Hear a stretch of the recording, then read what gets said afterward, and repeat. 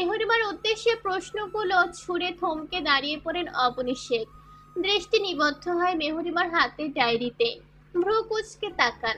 অধর কিঞ্চিত প্রসারিত হতে ওনাকে কিছু বলার সুযোগটুকু না দিয়েই অপাশ থেকে শান্ত স্থির আওয়াজে ভেসে আসে, পরীর বাবার অতীত তুমি জানো মা? অবনী শেখের কপালে ভাঁজ নিগুড় হয়। কিসের অতীত? সত্যিই জানো না? আমাকে আর কত মিথ্যে বলবে মা? মেহরিমা আখি জোড়া যেন সাক্ষাৎ এক অম্বুধি।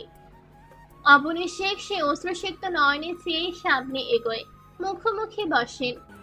হৃদিত একজন ছাত্রলীগ সভাপতি ছিল নীলাক্ষী, কিন্তু তোকে বিয়ে করার পূর্বে সব ছেড়েছে। ছাড়েনি, মিথ্যার আশ্রয় নিয়েছে। কঠিন গলায় বলে মেহরিমা।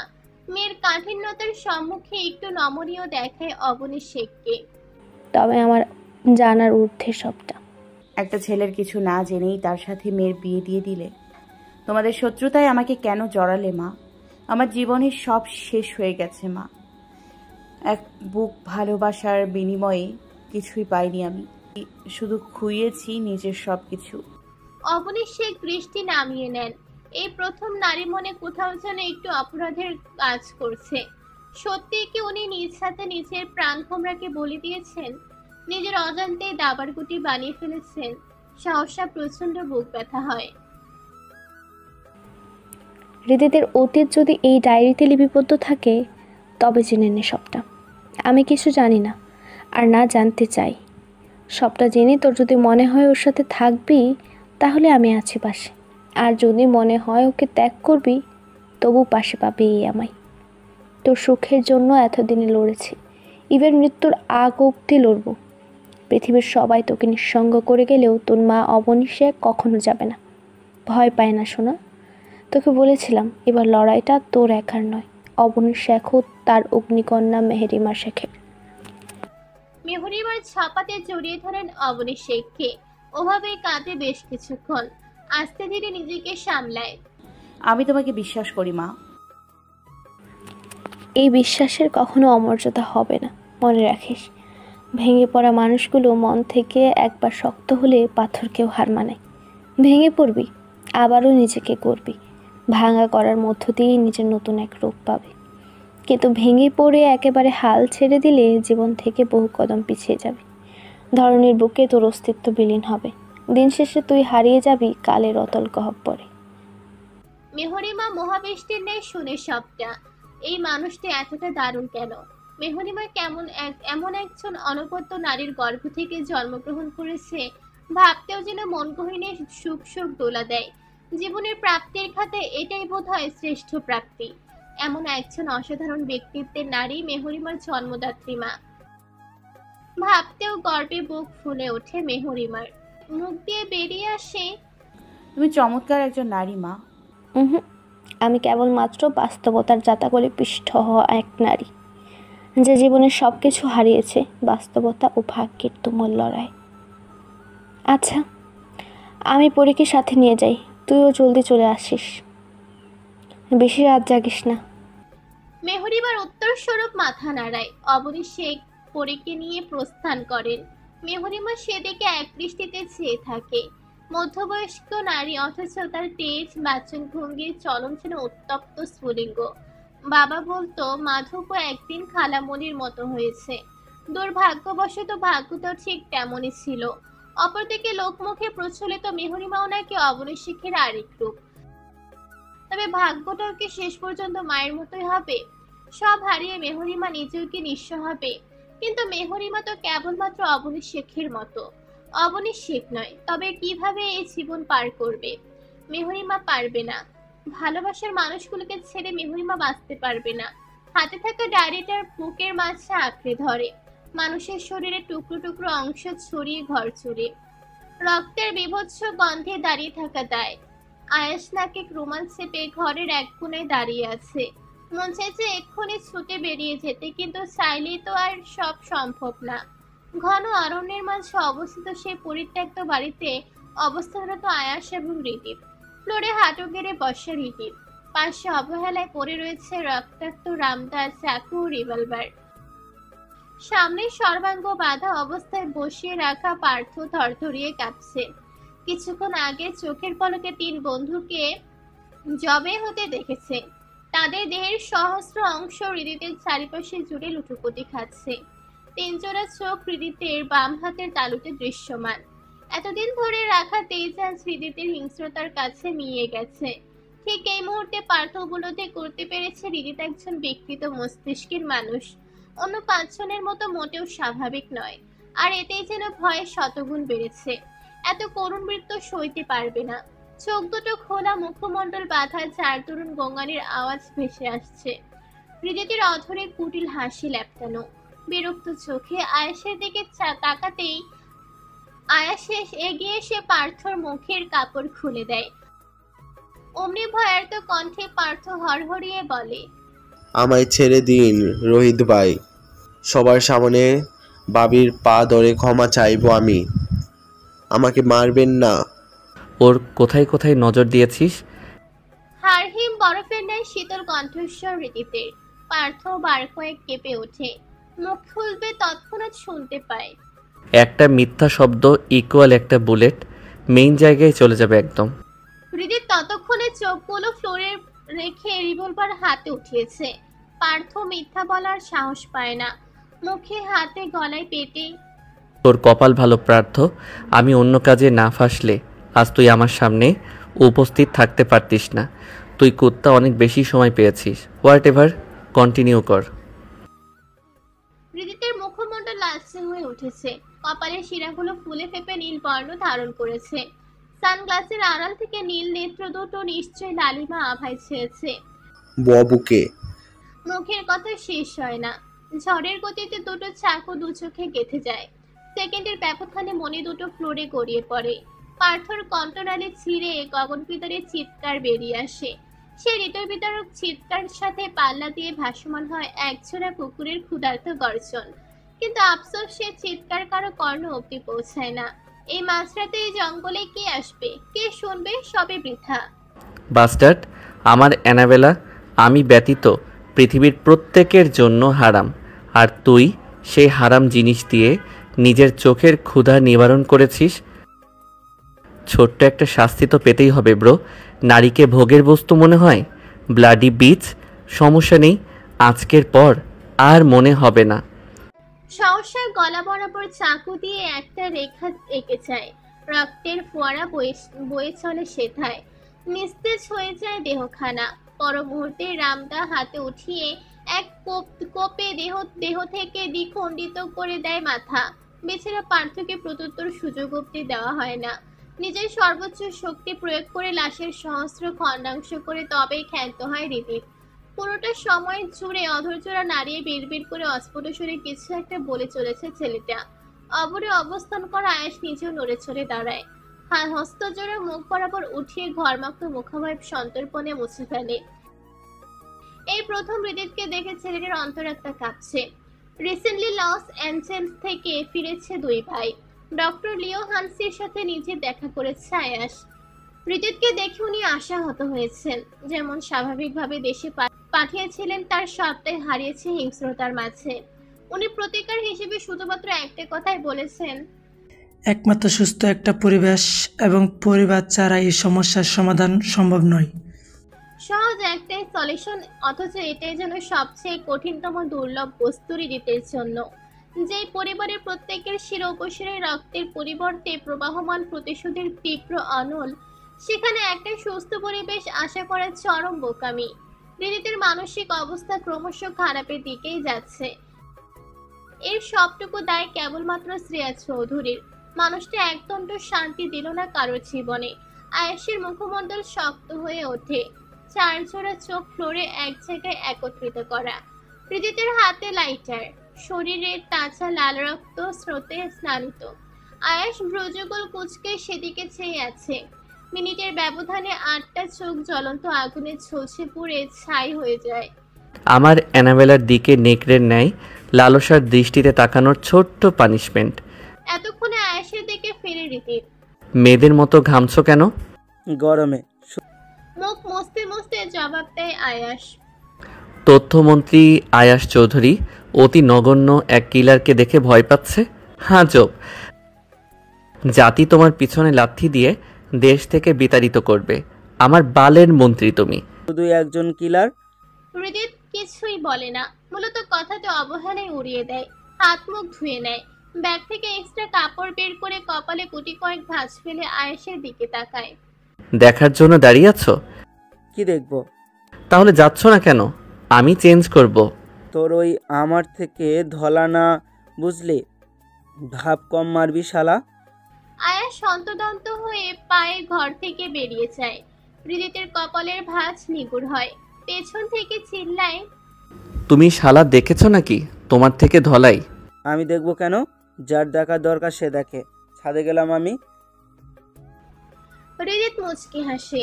পরক্ষণে মেহরিমার কথা মস্তিষ্ক উকিঝুঁকি দিতেই মুখটা ফ্যাকাশে বর্ণ ধারণ করে। বুক থেকে বেরিয়ে আসে কাতর দীর্ঘশ্বাস। কতগুলো দিন দু চোখ ভরে দেখেনি অ্যানাবেলাকে, শুধুমাত্র আজকে রাতটাই তো। আগামীকাল সবাই ঢাকাতে আসছে ত্রিধার বিয়ে উপলক্ষে।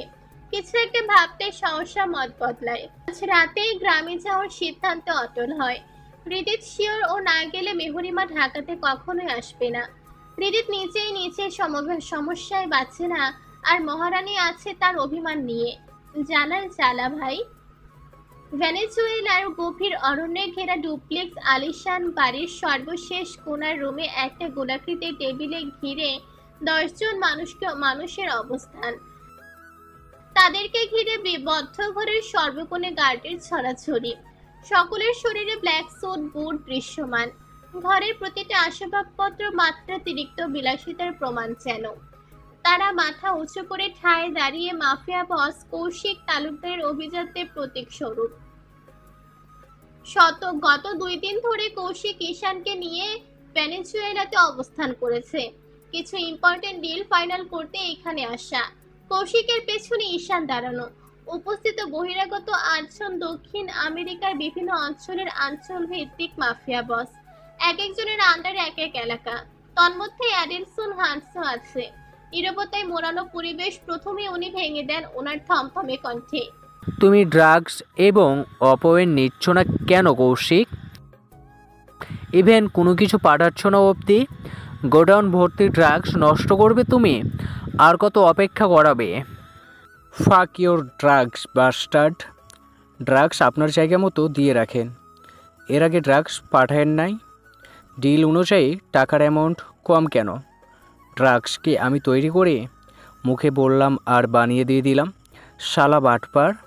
তোমার অবশিষ্ট টাকা এই চালানের ড্রাগগুলো আসলেই তো পেয়ে যাবে কৌশিক। আমরা এই নিয়ে পূর্বে কথা বলেছি। আর তাছাড়া তুমি ড্রাগ না দেওয়া অবধি আমরা 1 টাকা দিচ্ছি না। এদিকে গ্যাম্বলিং সহ লোন শেয়ারিং এর অবস্থা যাচ্ছে তাই। কথাটা বলেন মাফিয়া বস লিন চার্লি প্যাথ। অকস্মাৎ কৌশিকের পুরুষালী শানিত জল অধিকতর তীক্ষ্ণ কঠোর দেখায়। অস্বচ্ছে ঘোলাটে মনের চোখ দুটো জ্বলন্ত অগ্নিকুণ্ড।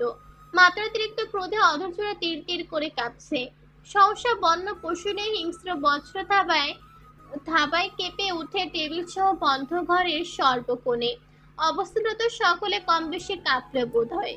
বাম হস্ত মুষ্টিবদ্ধ করে টেবিলে গুড়ে রেখে ডান হস্তে তর্জনী আঙুল উঁচিয়ে হিসিয়ে বলে, I sure if you break the rules, I will turn your ridiculous area into a gold mine. First my money, then something else. How dare you? বলে ঠিক কপাল বরাবর গেঁথে ফোড়ফোড় করে তার স্বধারায় নির্গত হয়। বিশালদেহী মানব শব্দ তুলে অলস ভঙ্গিতে ফ্লোরে লুটিয়ে পড়ে। চার্লি প্যাথের গার্ডের তাৎক্ষণিক মৃত্যু ঘটে। নিজের ভুলে সুন্দর জীবনটা হারালো বেচারা। দীর্ঘশ্বাস ফেলেন চার্লি প্যাথ। সবগুলো আগেই সাবধান করেছিল। এখন কেউ যদি মুখের ভাষা না বুঝে তাকে অন্য কোনো উপায়ে বোঝানো সম্ভব নয়।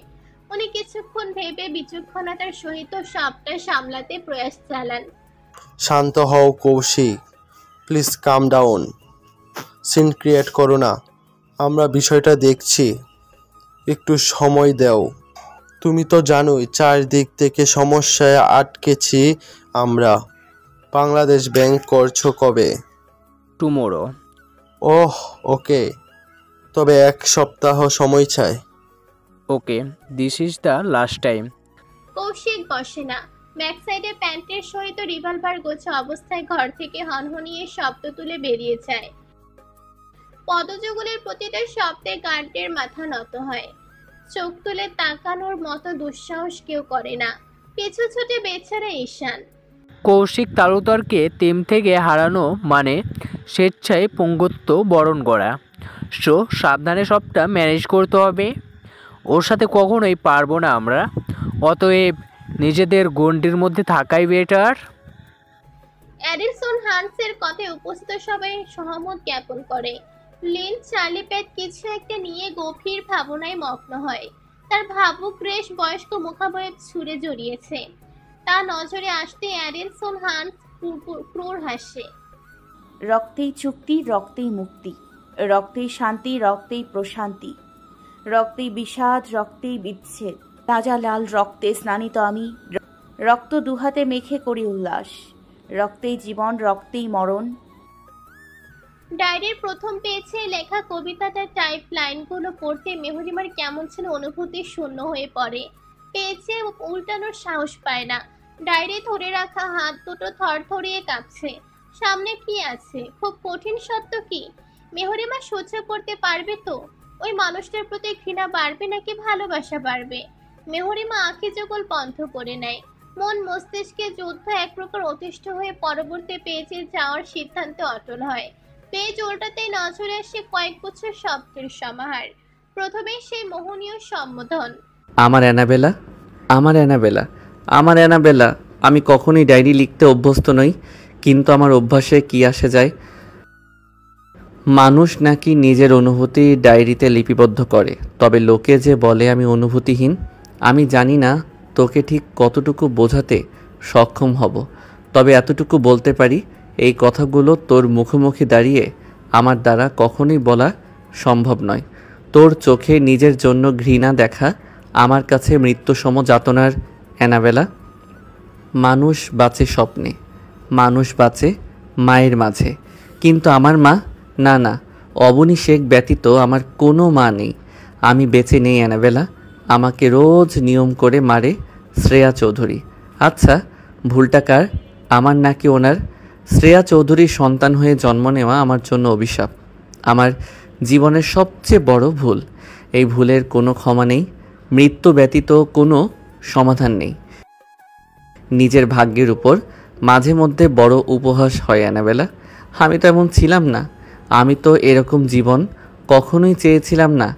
ডক্টর যখন আমাকে বলে আমি মানসিকভাবে অসুস্থ, বিশ্বাস করো জান, তখন এই পৃথিবীর সবচেয়ে অসহায় লাগে নিজেকে।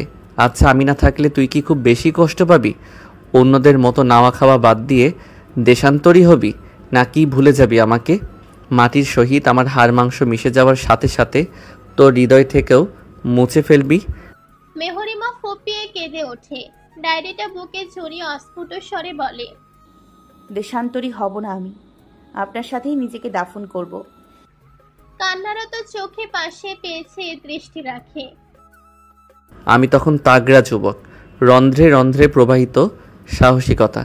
হাই স্কুল জীবনের ইতি টেনে কলেজ জীবনে পদার্পণ করেছি। ছোটবেলা থেকেই গম্ভীর স্বভাবের ছিলাম, কথা কম বলতে ভালো লাগতো। বইয়ের প্রতি তীব্র আকর্ষণ ছিল, পড়তাম অনেক, বাংলা, ইংরেজি, উপন্যাস, গল্প পড়েছি জীবনে। আমার আগ্রহের প্রতি ভালোবাসা রেখে বাবা আমার জন্য আলাদা একটা রুমে লাইব্রেরি বানিয়ে দিয়েছিল। ওটাই আমার জীবনের জন্য কাল হয়ে দাঁড়িয়েছিল। নতুন কেনা বইয়ের সাথে বাবা শ্রেয়া চৌধুরী ভাইয়ার কালেকশনে থাকা সকল বইয়ের ঠাঁই মেলে আমার ওই লাইব্রেরি রুমে দিন 5 কাটে। সব ঠিকঠাকভাবে গোছানো হতেই আমি ওই রুমে যাই। অনেকগুলো বই সিলেক্ট করি পড়ার জন্য। তন্মধ্যে সন্ধান মেলে একটা রংচটা পুরনো ডায়েরির। একটু খুঁটিয়ে খুঁটিয়ে দেখতেই শ্রেয়া চৌধুরীর নাম খুঁজে পাই। বুঝতে পারি ডায়েরির মালিক উনি। কারো পার্সোনাল কোনো কিছু পারমিশন ব্যতীত পড়া উচিত নয়, এটা আমি জানতাম, বুঝতাম, তবু ডায়েরিটা পড়েছিলাম। পড়ার পরে মনে হয়েছিল না পড়লে বোধহয় ভালো হতো। অতসী শেখ নামের এক ভোলাভালা নারীর মর্মান্তিক মৃত্যু আমাকে কাঁদিয়েছিল। অবনী শেখ, শ্রেয়া চৌধুরী, আমার দুই মায়ের করুণ ভাগ্য আমাকে কাঁদিয়েছিল অ্যানাবেলা।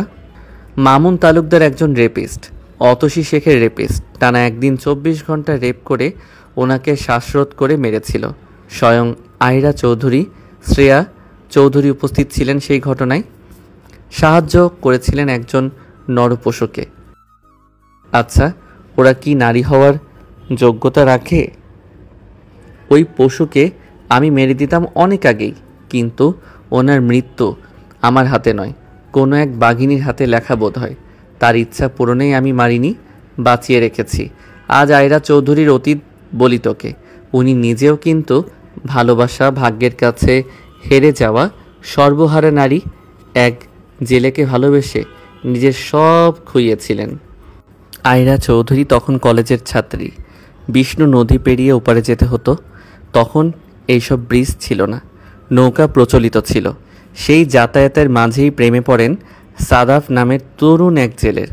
অনাথ ছিল ছেলেটা, ভালোবাসা গভীর ছিল। একে অপরকে হারানোর ভয়ে সবার অগোচরে বিয়ে করে নেয় দুজনে। কিন্তু সত্য কি কখনো চাপা থাকে? দাদুসহ গ্রামের মানুষ ঠিকই খবর পেয়েছিলেন। চৌধুরী বাড়ির প্রাঙ্গণে বড়সড় একটা বিচার সভা বসেছিল।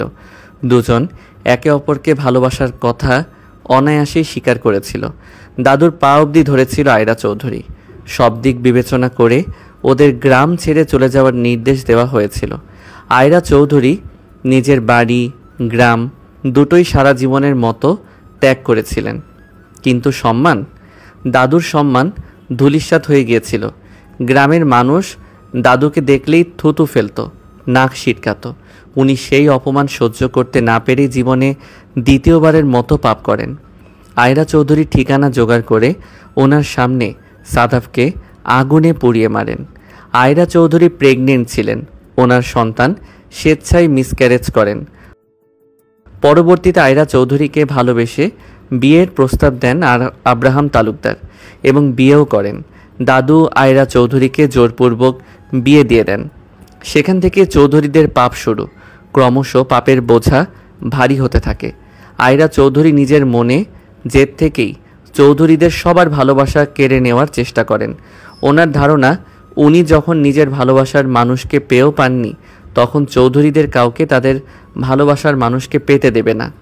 সফলও হন। শ্রেয়া চৌধুরীর সাথে মিলে বাবার ভালোবাসা কেড়ে নেন। আবার আরিশাকে ভুলভাল বুঝিয়ে ভাইয়ার ভালোবাসা কেড়ে নিয়েছেন। যদিও এখন আরিশা নিজের ভুল বুঝতে পেরেছে। মেজ চাচ্চু আজাদ চৌধুরীর সাথেও জঘন্য খেলা খেলেছেন আয়রা চৌধুরী, যার ফলস্বরূপ মেজ আম্মুর চোখে আজও খারাপ তিনি। পৃথিবীর সবচেয়ে নিকৃষ্ট মানুষটা মেজ চাচ্চু। মেহরিমার রক্তাভ চক্ষু জোড়া সাক্ষাৎ জ্বলন্ত অগ্নিকুণ্ড। সে অনলে যে কেউ সহজেই ভস্ম হয়ে যাবে। দাঁতে দাঁত চেপে বারবার কয়েক আওড়ায় মামুন তালুকদার, আয়রা চৌধুরী, শ্রেয়া চৌধুরী। পেয়ে উল্টায়। তালুকদার এবং চৌধুরীদের শত্রুতা কিন্তু কয়েক যুগ ধরে চলছে। আমার দাদু মানুষটা খারাপ নয়, আবার খুব একটা ভালোও নয়। মামুন তালুকদারের বাবা আশরাফ তালুকদার আমার দাদু হান্নান চৌধুরীর খুব ঘনিষ্ঠ বন্ধু ছিলেন। দাদুর সাথে শেয়ার করে দুজন ব্যবসা করেছেন সেই সময়ে। দুজনে এত এত টাকা অট্টালিকা গড়েছেন। কিন্তু সমস্যা হচ্ছে, আশরাফ তালুকদার ছিলেন একজন দেশদ্রোহী। মুক্তিযুদ্ধের সময় অবধি পশ্চিম পাকিস্তানকে সাহায্য করেছিলেন।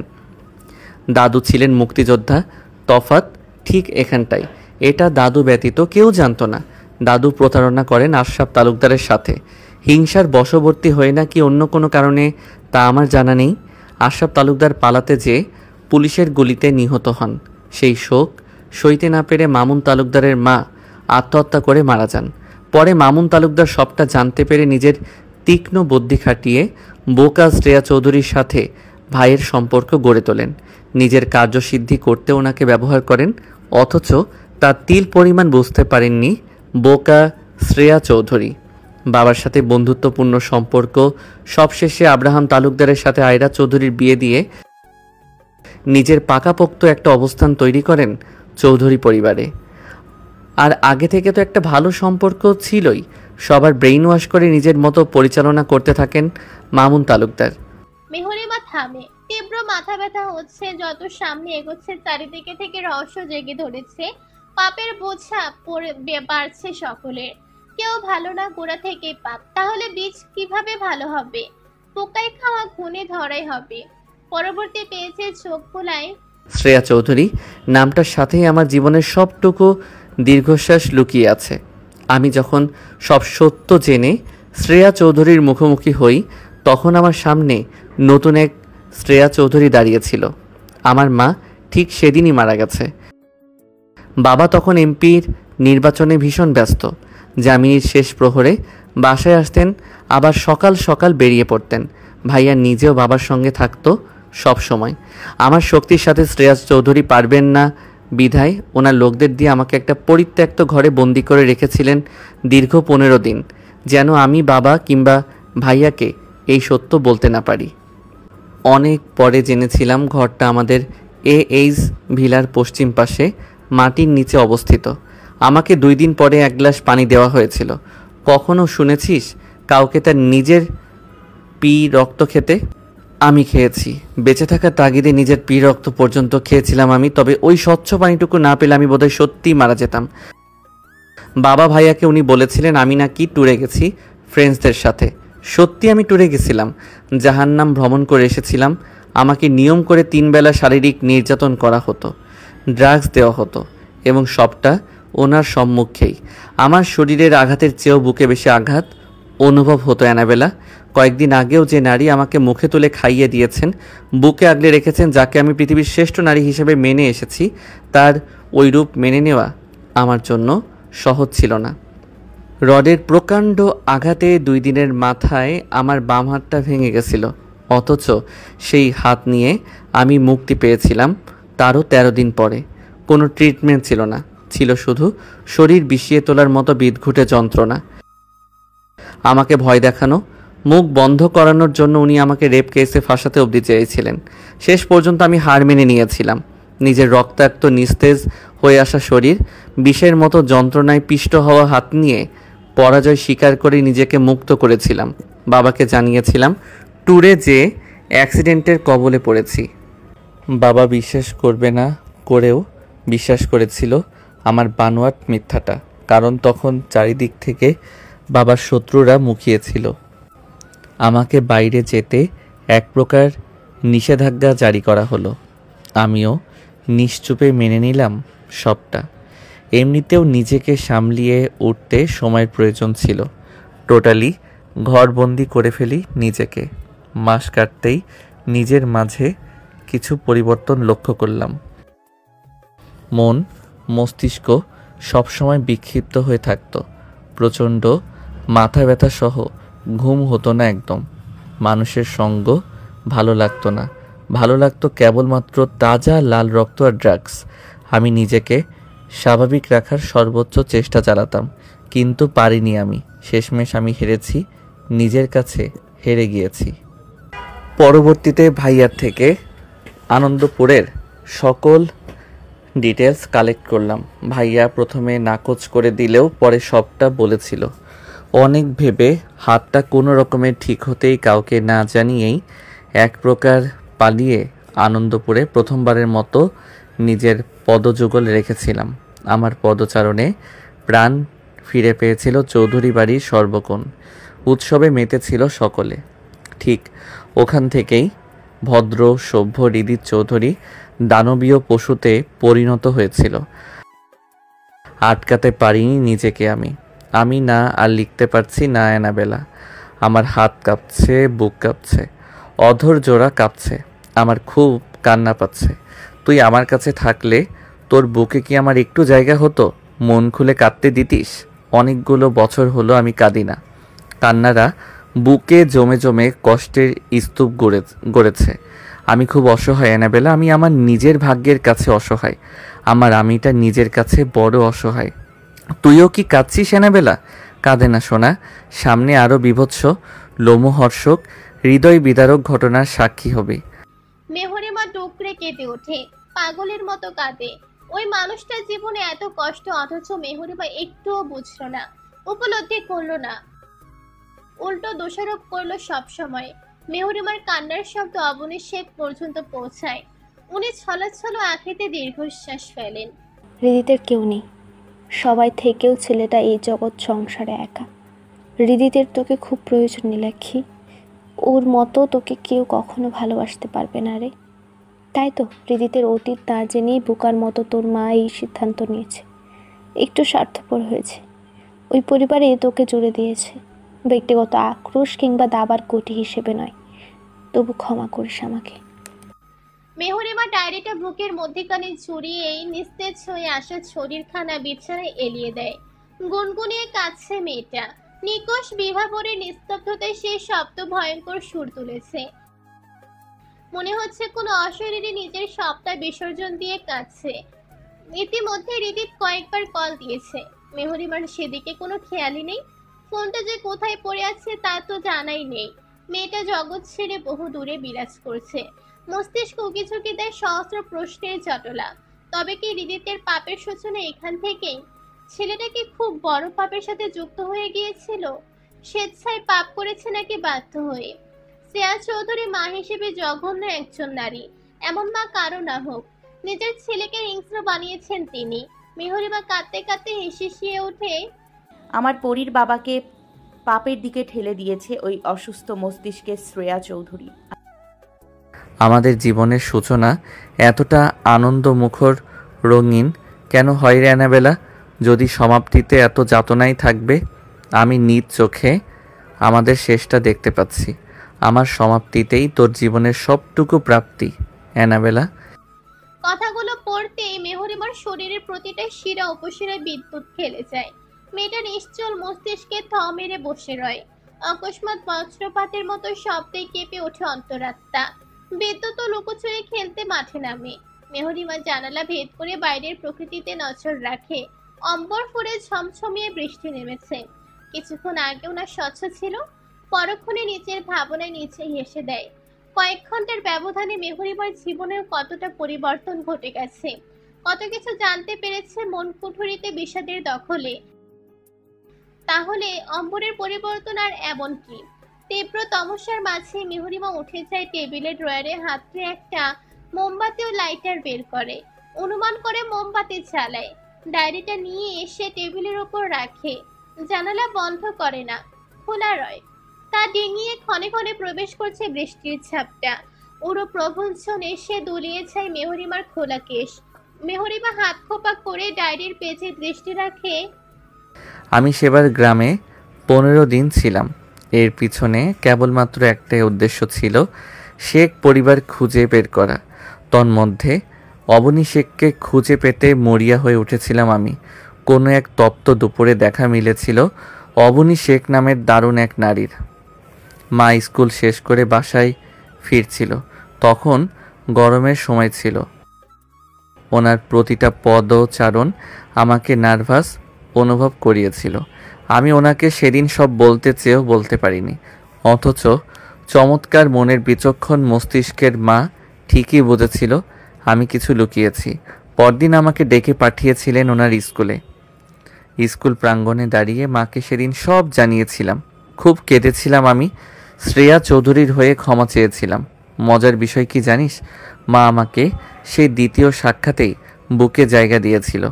আমি যেন নতুন মা পেয়েছিলাম। আমি মায়ের কাছে ঋণী। মা না থাকলে আমার কোনো অস্তিত্বই থাকতো না। শ্রেয়া চৌধুরীর প্রতিটা রূপ আমাকে মেরে দিত। মায়ের সাথে সেই থেকে পথ চলা আমার, তা আজ অবধি অটুট। আমি ঢাকায় ফিরতেই শ্রেয়া চৌধুরীর অন্য রূপ দেখি। উনি অনুতপ্ত ছিলেন নিজের কাজের জন্য। আমাকে পুনরায় আগের মতো যত্ন করতে শুরু করলেন।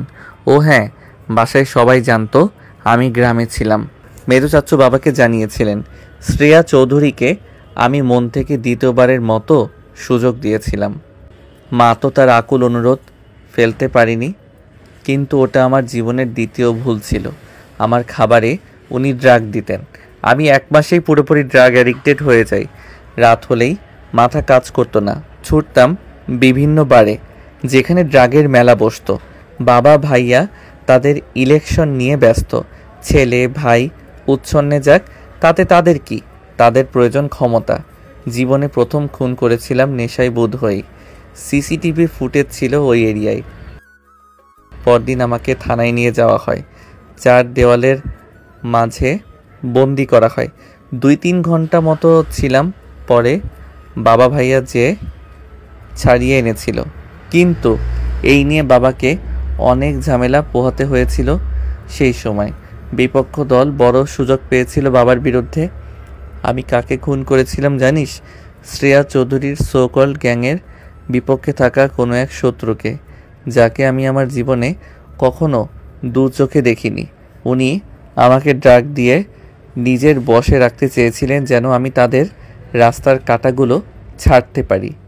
এটা কিন্তু শ্রেয়া চৌধুরীর প্ল্যান নয়, সবটাই মামুন তালুকদারের ছেলে কৌশিক তালুকদারের প্ল্যান। এইভাবে নিজের অজান্তেই রাতের পর রাত আমি খুন করেছি।